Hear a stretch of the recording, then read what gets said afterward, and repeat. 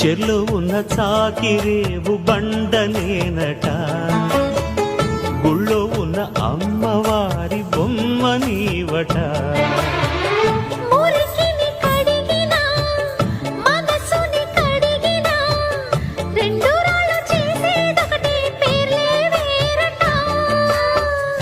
అవునో కాదో తెలియదు కానీ నువ్వు చెబుతుంటే అవునంట.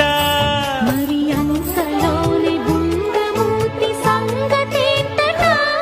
నాకు తెలుసా మంచి చెడ్డ, నువ్వు చెబితే నేర్చుకుంటా.